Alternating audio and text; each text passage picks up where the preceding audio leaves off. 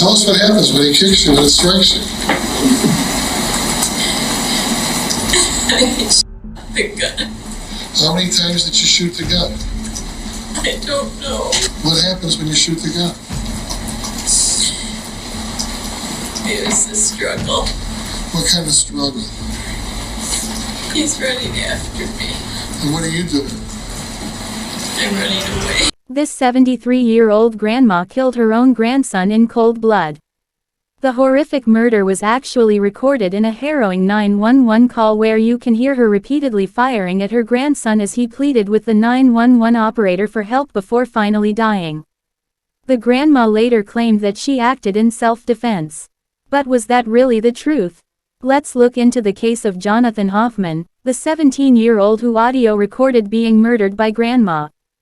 At 17 years old, Jonathan Hoffman was living in the affluent suburb of West Bloomfield outside of Detroit, Michigan.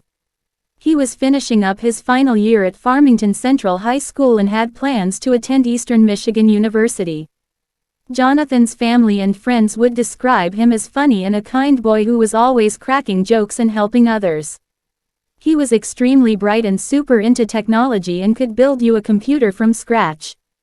Jonathan was also known for always wearing white t-shirts and gray sweatpants, saying that he wanted to be known for who he was and not what he wore. His future seemed bright and he had his whole life ahead of him. But then everything changed. The year 2011 was a tough one for the Hoffman family. Jonathan's parents, Michael and Jennifer Hoffman, were going through a divorce and had decided to move their family to Arizona.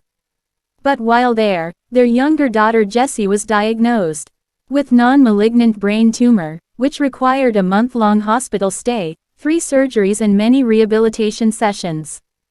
According to Jonathan's dad, Michael, Jess's recovery was consuming most of their time, and Jonathan started feeling lonely and missing his friends back home.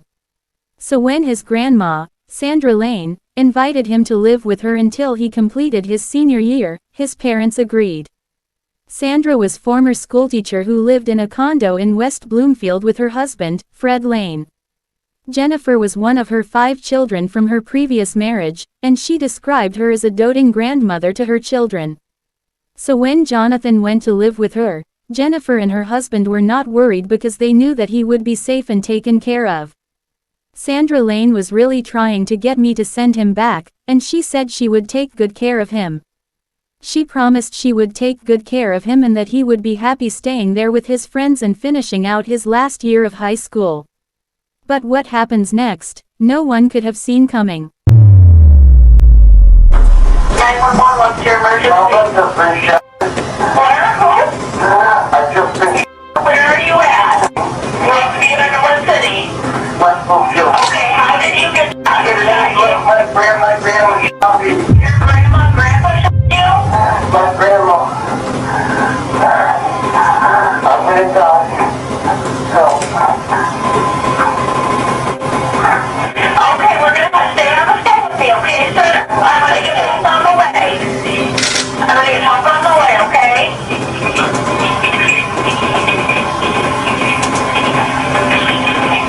On May 18, 2012, at around 5:30 p.m., the police at West Bloomfield Township responded to this chilling 911 call from Jonathan, reporting that Sandra, who he had been living with for several months, had him.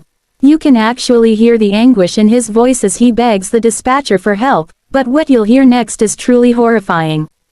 Hello? Are you there?